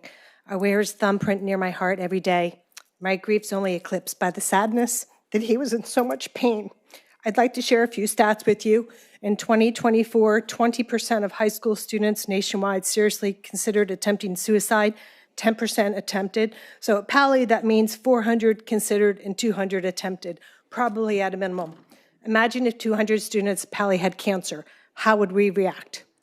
I'm continuing my plea from last spring that this community treat suicide like the epidemic that it is. I appreciate everyone's efforts with the Wellness Committee, community organizations, planning, good intentions, big actions, but we're not moving fast enough. You have to ask yourself, what are you doing this week, next week, and in 1 month? I'm asking this community to put a sense of urgency around this. Thank you. Thank you. We have Clark Barrett, followed by Parik Gopalan. Well, building on that, I'd like to start by acknowledging the loss of a 17-year-old gun student just over a week ago. I can't imagine what her family and friends are feeling. I hugged my daughter, a sophomore at Gun, a little harder and a little longer than usual the day I heard about it.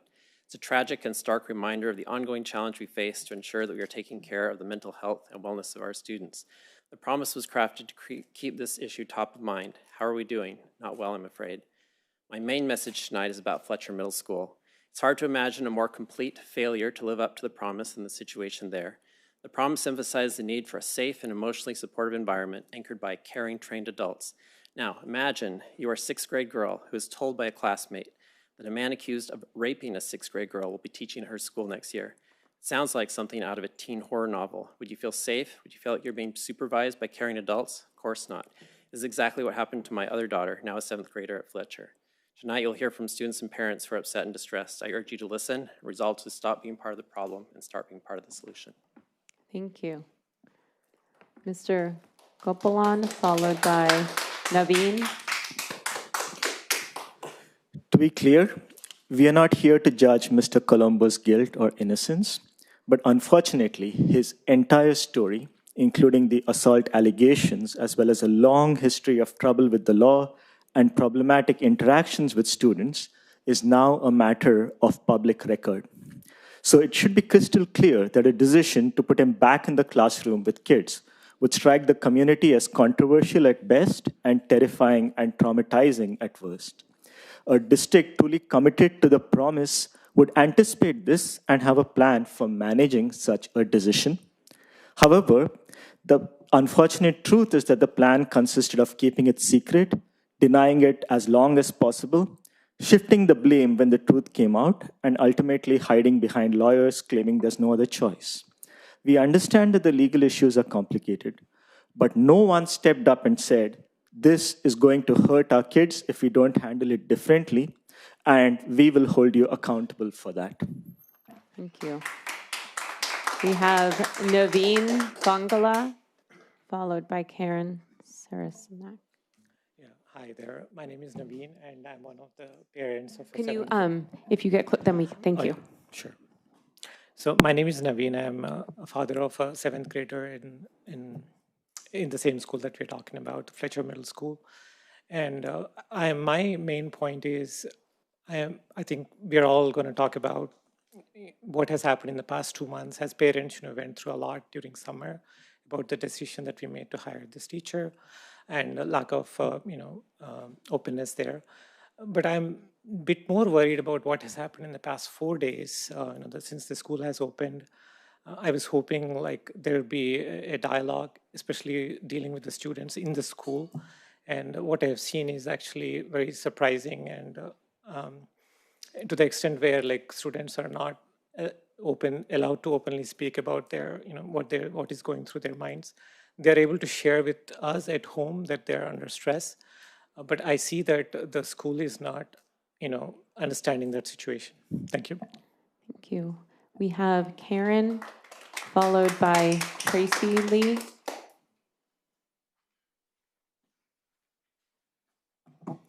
I'm not here to talk about Mr. Colombo, but the response my child got from her trusted adults at Fletcher. Emily read what everyone else read online and was rightfully worried. We reached out and never got reassurances from the principal, the superintendent, or the board. She did not feel comfortable attending PAEA on the first day of class. When she went to the school mental health and wellness associate, she was questioned with, how long do you plan on doing this? Then followed up with, you will get detention, and then if you get more than one detention, you won't be allowed on your SoCal choir trip. Does this sound like an appropriate response to you? She has been berated by her PE teacher instead of being supported. She was met with raised and aggressive voice and was pressured to explain herself in front of Mr. Colombo when she asked to see her counselor. This is the opposite of a safe and emotionally supportive environment anchored by trained adults. What occurred instead created a hostile environment. Emily was intimidated, threatened, and pressured to disclose sensitive concerns in front of the very individual she feels unsafe around. As a result, she feels like she can no longer trust this teacher. How we choose to handle this situation shapes not only this moment, but also how they approach and navigate similar situations for the rest of their lives. Staff at Fletcher and the district need to do better. Your comments to board at PAUSD. We have Tracy. I also would like to remind the audience to please refrain from clapping before, after, or during. We have Tracy Lee, followed by Julia. Good evening, board members. I'm speaking tonight as a mother who's deeply concerned about the safety and well-being of our children. Students at Fletcher have told us they feel unsafe with Mr. Peter Colombo as their PE teacher. Some of them are so anxious that they actually create a buddy system to walk into class. This is not normal, and this is unacceptable. But the truth is, for every student that stands up, there are actually 20 more who remain silent. And the reason why is because they are afraid of retribution or detention. So their silence does not mean that they feel safe. They actually feel powerless, and that's why we are here as parents to advocate for them, where they cannot do it for themselves. You, the board, have made a public promise to prioritize students' well-being as well as mental health. Right now, that promise is being broken.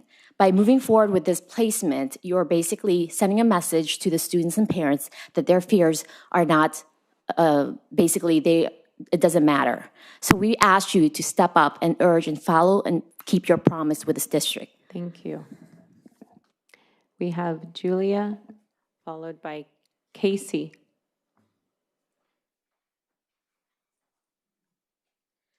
When I first heard about Mr. Colombo coming to my sister's school, I was shocked and confused, but I was mostly worried. Worried for my sister attending Fletcher.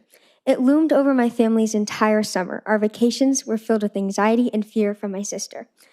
My parents tried reassuring her, but they were never reassured themselves. Everyone knows the saying, put yourselves in their shoes. You need to put yourself in a 12-year-old girl's perspective. Just think about how she's distressed after reading about him and then getting no reassurance from the district level. How she doesn't feel comfortable in the environment where she's expected to focus, learn, grow, and feel safe. Imagine you had a daughter who was constantly scared and having to check over her shoulder in order to feel secure.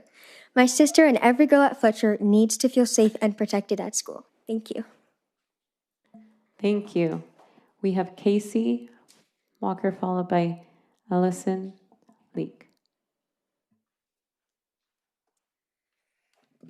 I'm a parent of 3 Fletcher graduates. The decision to bring Mr. Colombo back was made with no justification, through an unknown process, behind closed doors, and under legal duress. That decision is not one that any reasonable person can trust. It needs to be unmade immediately. Mr. Colombo should be put back on TOSA. Then, if you really want to bring him back, our suggestion would be to appoint an independent committee of stakeholders to produce a report building a case for whether he should or should not be teaching middle school children. The committee should operate transparently, should include parents and students, and should not include anyone who is named in the lawsuit, as they clearly have a conflict of interest. We conclude by offering our own promise. We will not stop raising our voices and sounding the alarm until someone steps up and displays the leadership required to put the well-being of our kids first. And if no one here has the courage to do it, we will direct all of our efforts towards seeking new leadership for the school district. Thank you. Thank you. We have Ellison, followed by Emily, and then Lana. On the PAUSD website, the very first line in the mental health and wellness section is, well-being is a prerequisite for learning. I agree. How can students be expected to learn in an environment where they don't feel safe? By making the decision to hire Mr. Colombo, feelings of anxiety and fear among Fletcher students have increased. As such, I expect that changes are made to accommodate any and all concerns that they may have, including mental health support and an opt-out right for all children assigned to Mr. Colombo's class who feel uncomfortable. Moreover, under Title IX of the Education Amendments of 1972, students have the right to learn in an environment free from hostility, intimidation, and retaliation. It is your responsibility to safeguard the mental health of all PAUSD students, and we'll hold you to that. Thank you. Thank you. We have Emily, followed by it's either Lana or Iana, and then Stephen Davis.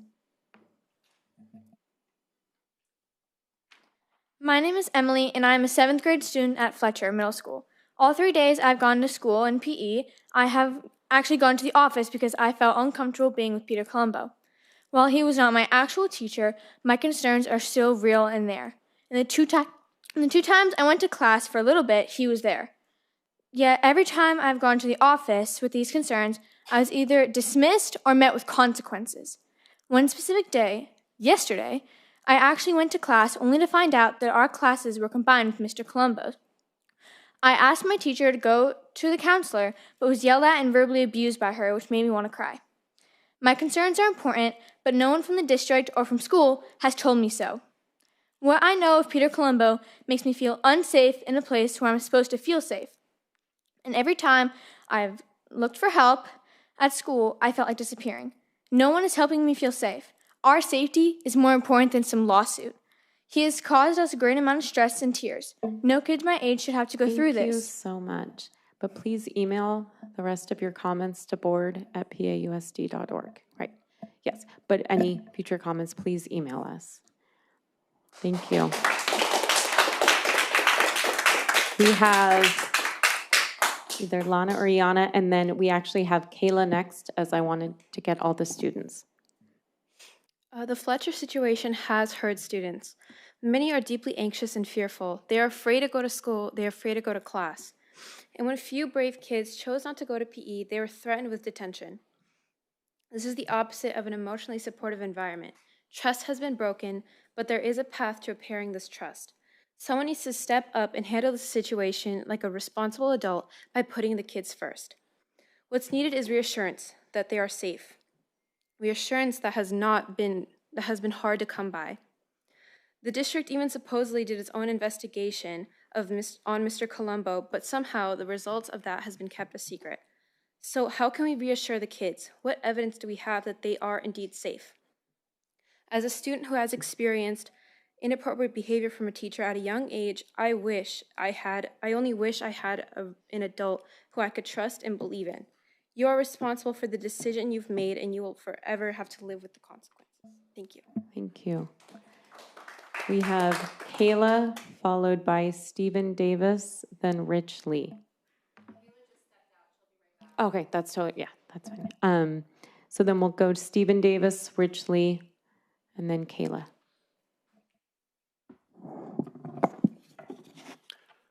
We have gone from 16 regular board meetings a year in 22-23 to 12 this year.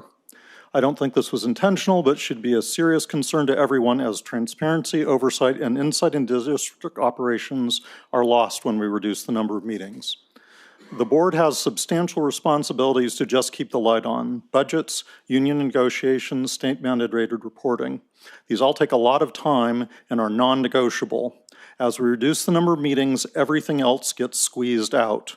This denies our district team the time to present their work and prevents the board from having insight and oversight into what is happening in our school district. It can also exacerbate political problems. Please take action to add 2 meetings a month as we used to. Thank you.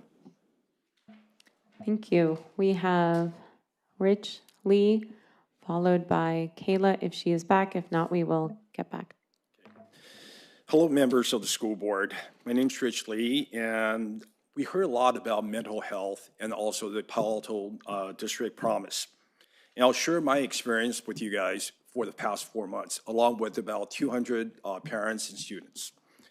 Students shared their anxiety with the site principal. Their concerns were dismissed. Parents asked for clarification and transparency from the district office. We were told that the CBA with the teachers union supersedes the safety and well-being of the students. Students and parents voiced their concern to the school board. We were met with silence. Do you even care about what our concerns are? Tell the parents that the decision to hire Mr. Colombo was based on sound judgment without conflict of interest. Tell the students that their safety and emotional well-being matters. Stop intimidating and threatening the students who come to you for comfort. We elected you to represent us, and we elected you to hear our voices. Please Keep email your the promise. rest of your comments to board@pausd.org. We have Ian, followed by Kayla, and then followed by Maxime. So I really appreciate the opportunity to come up here and speak in front of everybody. You know, I sat here and listened to the board meeting, and given what's going on at Fletcher, everything before this just came across as hypocrisy. You know, I asked my son how things are going at Fletcher, and he's like, "Are you talking about the diddler, Mr. Diddy?" And I was like, "Yeah, what's going on?" And he's like, "Well, nobody's happy about it. Nobody's comfortable talking about it. And, you know, the school board and the school district has got a responsibility to create a safe and conducive learning environment. And this is just an unforced error. And I think there's something that we can do by putting him back on Atosa and making sure that he's actually in a place where, you know, the students can learn. We can figure out what the right thing for him to do is, making sure that, you know, everybody's had a chance to learn and to think through like how to integrate him back in the community if he's not guilty. This isn't about guilty or not guilty. This is about a safe, great environment for students to learn. We have enough mental health issues with kids walking in front of trains. We don't need to be adding to the stress of the students. Thank you. Is Kayla, so we have Kayla. Last year when I was at Fletcher and he wasn't even hired yet, it was like a huge topic of conversation. It took away from my class time, it took away from my friends' class time, it took away from my learning experiences. And while I myself sometimes am not the biggest fan of school, I still value my learning and I would really appreciate if I can learn more. Also, my brother attends Fletcher, and from what I've heard, he is not happy about it. He has him as a teacher next semester, and I know he is scared, I know his friends are scared. I'm scared for him. I was scared last year, and I don't think it's a good situation. And yeah, I think a lot of kids are scared, and that doesn't foster a good learning community. And that's what school is for learning. Thank you. We have Maxime, and then we have a caring parent via Zoom. Thank you, everybody, for your time. My name is Maxime Coe. I am a parent of 2 students at Fletcher Middle School. One of them has Mr. Colombo as a teacher. I will just only reiterate what everybody said. We have a teacher with a checkered history, accused of really unspeakable crimes. And he was removed from teacher-facing duties at another school. So there is some documentation there. This is not something we're making up. So he was transferred to Fletcher in this opaque process and is now in a student-facing capacity as a PE teacher and homeroom teacher.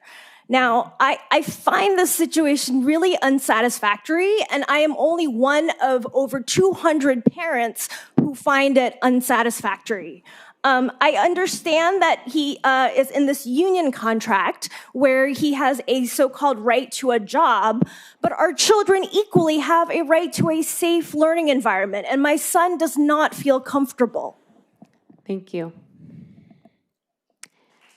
We now have a caring parent via Zoom, followed by Sonal Singla via Zoom. Good evening. Good evening. I'm speaking as a concerned parent about troubling patterns in our district's leadership. PAEA has already faced a $20 million lawsuit for failing to follow due process, a massive financial risk to our community. Now district leadership is once again risking a similar failure in handling Mr. Colombo's reassignment, creating new legal risks. Although the reassignment decision was made in March or earlier, parents were not informed until late July, right before school started. Fletcher students have expressed real anxiety, and parents have repeatedly raised concerns. Yet district leadership has failed to address these concerns with honesty and transparency. Instead, the district has stonewalled, manipulated, and sent parents in circles, keeping the hiring process behind closed doors. We are demanding responsible governance. We demand transparency, accountability, and leadership that prioritizes student well-being over shielding themselves behind lawyers and bureaucratic maneuvers. Thank you. Thank you. We have Sonal Singla via Zoom, followed by Nandini Singla via Zoom.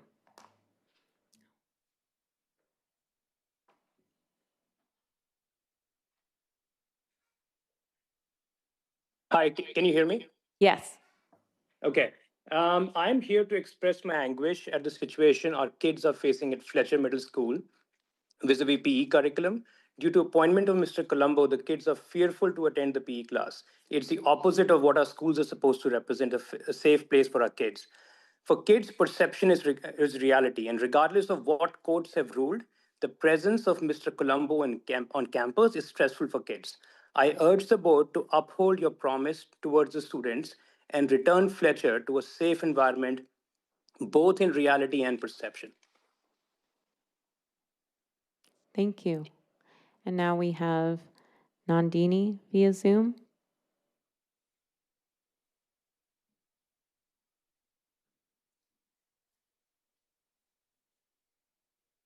Can you hear me? Yes. My name is Nandini Singla, and I am a 7th grader at Allen Fletcher Middle School, and here are my thoughts about this. I would like to start off by saying that me and some of my friends didn't even know what rape was, and we had to find out this way, which was really unpleasant about the PE rumors spreading around school. Another thing I would like to bring to your attention is that many students, including me, don't have Mr. Peter Colombo, but we can still feel highly uncomfortable being near him. Such news going around the school is very disturbing, and I urge you to do something about this. And also, Actually, never mind. Thank you. Thank you. And our final open forum commenter is Warren Tan. Oh, okay. Okay, thank you. And that concludes open forum.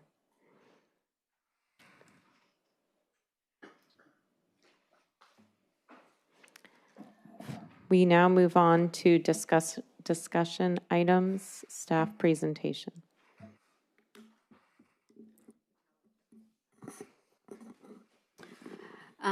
Tonight, we present the 24-25 unaudited actuals and budget update for 25-26. This item reflects the close of the 24-25 fiscal year and provides an accurate picture of the district financial position.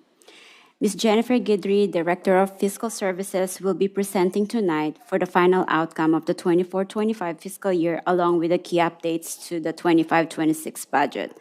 Before I hand it over to Ms. Guidry, I'd like to thank her and her team for the hard work for completing our closing the books for the prior year. With that, take it away, Ms. Guidry. Good evening, board members and Dr. Austin. Tonight we'll be presenting our 2024-25 unaudited actuals and giving you an update on the 2025-26 budget. The unaudited actuals show our financial position after closing the year. This slide compares the estimates we presented in May with the actuals at the end of 2024-25. We are pleased to conclude our 24-25 books with less than a 1% variance. Revenue came in $5.2 million higher than projected in May.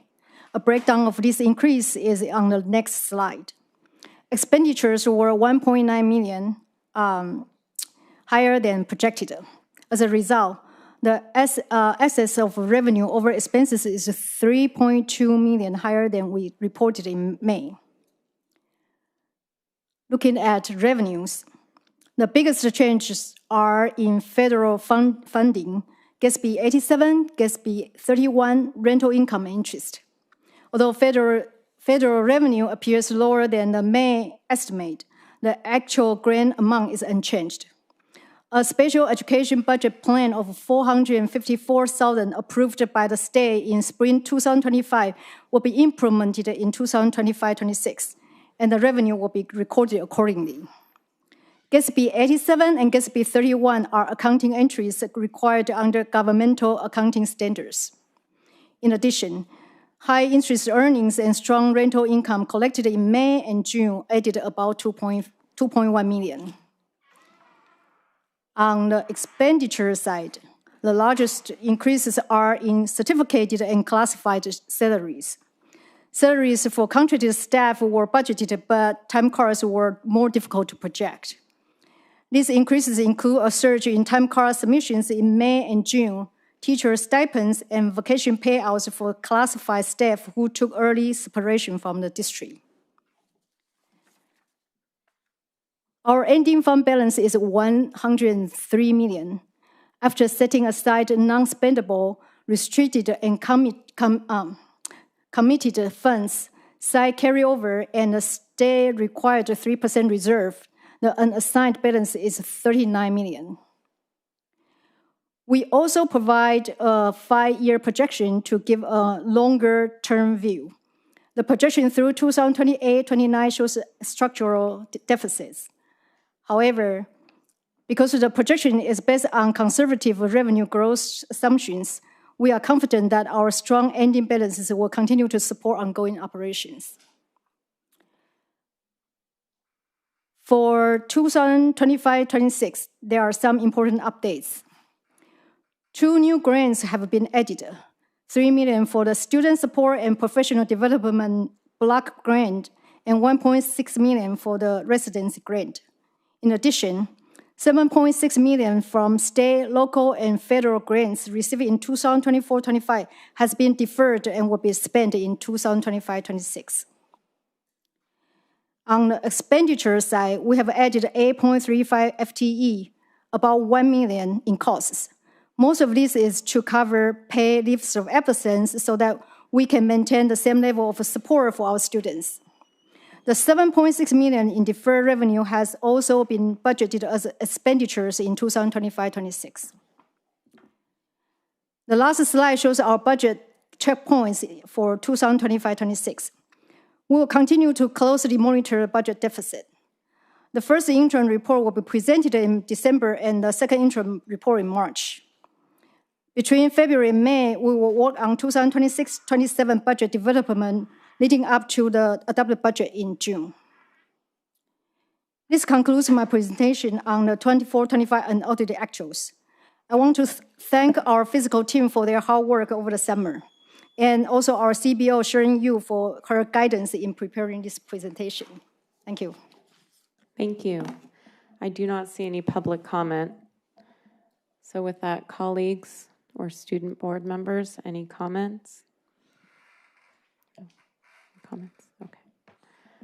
I just want to say thank you. There's a lot of work that went into that, and I really, really appreciate it. Yes, thank you so much. And just, I wanted to clarify a couple pieces. So the ending fund balance increased by $3.2 million from the June estimate. Is that correct? That is correct. Okay. Including $1.9 million increase classified, but it is non-spendable because of the GASB 87 requirements. Correct. Okay. So just to kind of sum up the chunk of the presentation, it is non-spendable. It could be used down the road, but it is not cash on hand at this time. Yes. Okay, thank you. And our ending fund balance is $103 million, and unassigned is $39 million. Okay, thank you. I sometimes just need it, like, broke it down to that level. So if there's no further discussion, then we will move on to information items. Okay, we have public comment on information items. We have 3 public commenters. We will have Leor, Stephen Davis, and Jane H.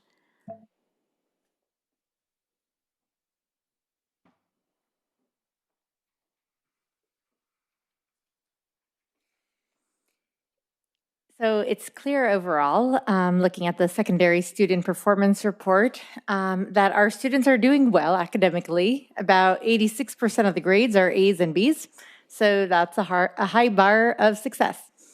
At the same time, non-passing grades are noticeably concentrated among students who are socioeconomically disadvantaged, Hispanic, and chronically absent. So this has real consequences. It increases equity gaps, impacting graduation eligibility and leading to time-consuming credit recovery attempts later. We need to be working more intensely to lift up our kids who are at risk. As a basic aid district, we don't have many resources earmarked specifically for at-risk learners. But basic aid doesn't doom equity work, it just means we need to be more deliberate. A good start would be simulating the targeting mechanism that LCFF provides. Even without LCFF funding, we can set aside local dollars, link them to measurable goals for struggling students, and monitor results at frequent intervals. That kind of disciplined focus will determine whether at-risk students can catch up and reach their full potential or be obscured by the higher performing overall data. Thank you. Thank you. We have Jane H. Sorry, we have Stephen Davis, Jane H., and Mayor Lucas.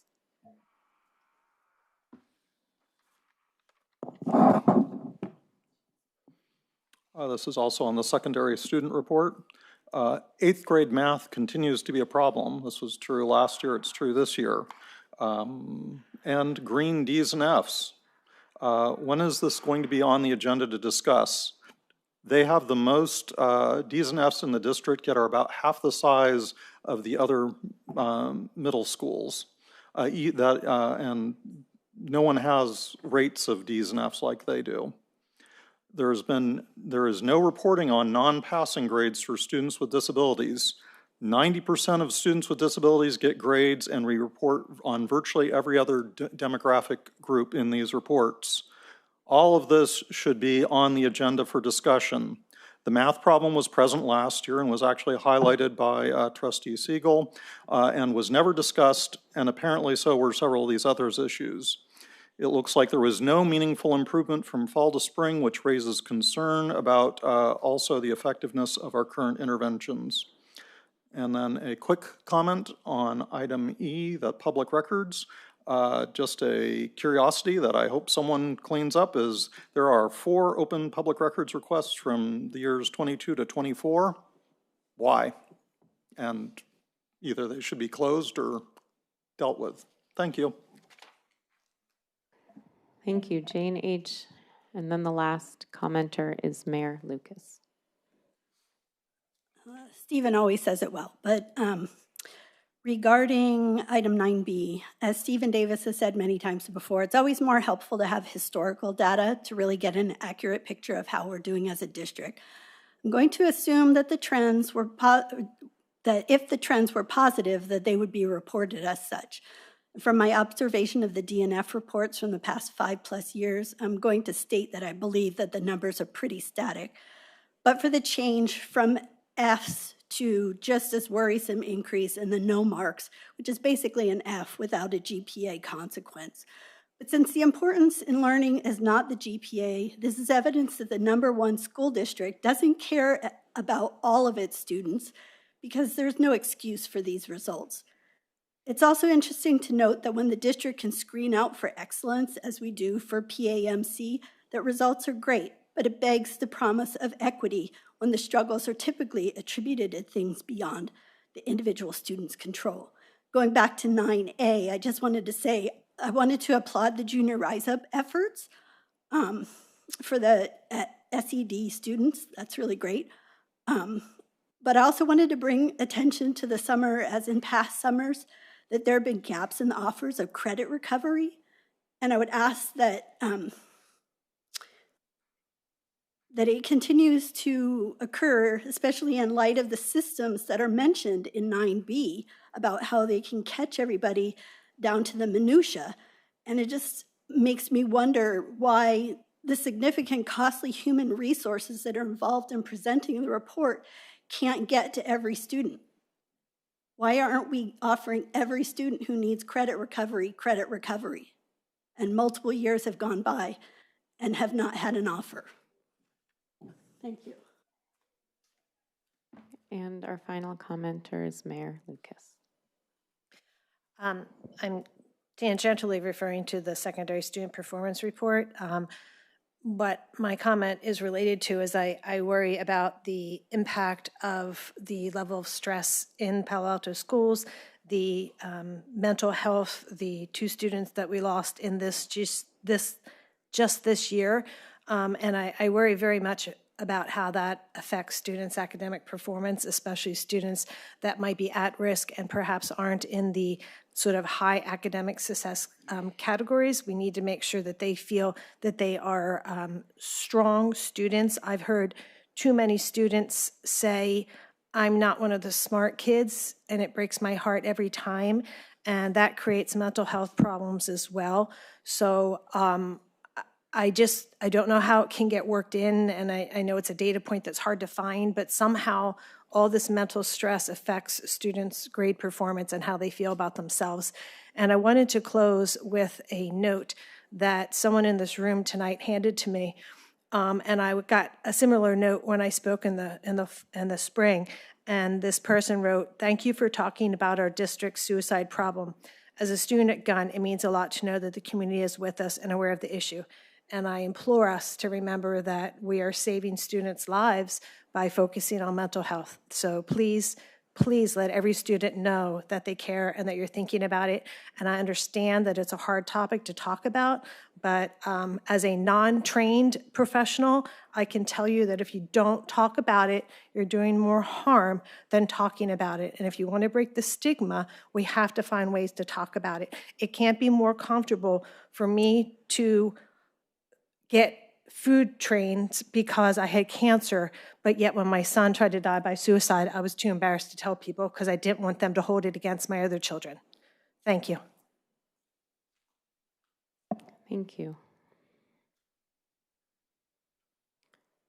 Any comments on info items?